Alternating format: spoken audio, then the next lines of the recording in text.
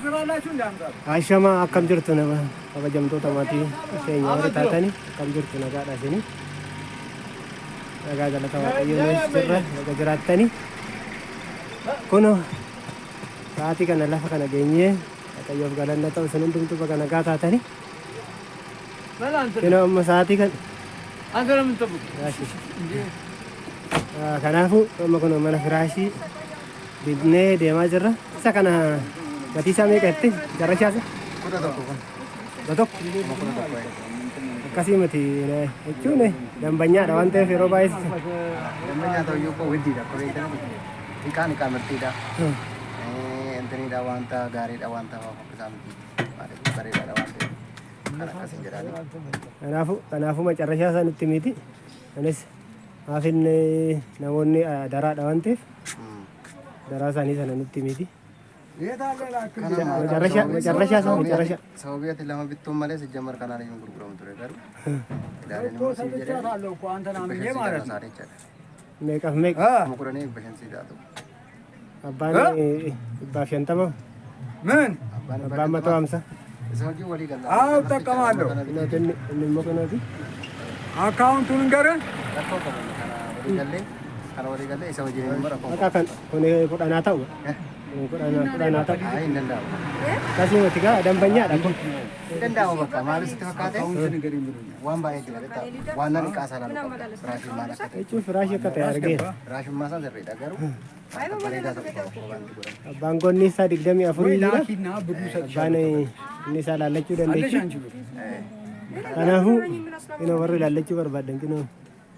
waa kanatti jira akkasitti jira firaashiin kanaaf yeroo biraatiif waan bal'aasaa nu ergattan isin bituu dandeenya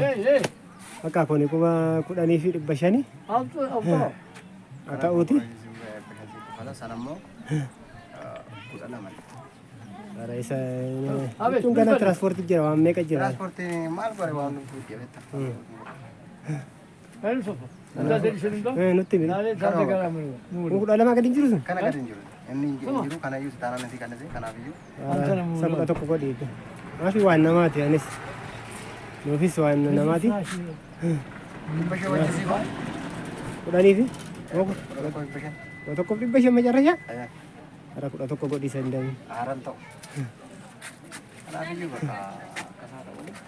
kanaadha waan baay'ee isaa argitaniirtu maafin gana inoo kana fakkaata abbaan cararii itti ta'uu baate kun abbaa alaga meetira abbaa kan tafaati meetira kaamsaa meetira kaamsadha kuni kanaafuu 11 naa ta'u kan kuma tokko bakka kana waan kana gadi qannasu maalis takkaate firaashii laal iddoo biraa deemte laal dambanyaadha akka kun yeroo baay'ee nu dambaanis dambanyaa taanaan sii qannase malee kana gadi waan qannafamu kana duras uftee waan irraa bittee kan inni jedhe malee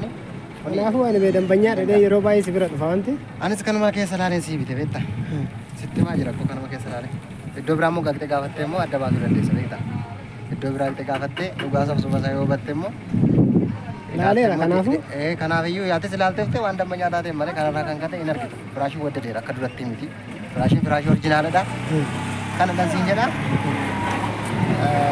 kanaa gadi hin jiru isayyuu sanayyuu sana sii kannase sana 10,500 sii godhe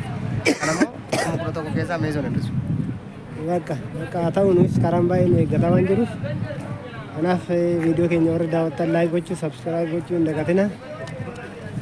egaa waan baay'ee kana inni jenna ayyaanuu ta'a eebbifama sinin jenna sin jaallanna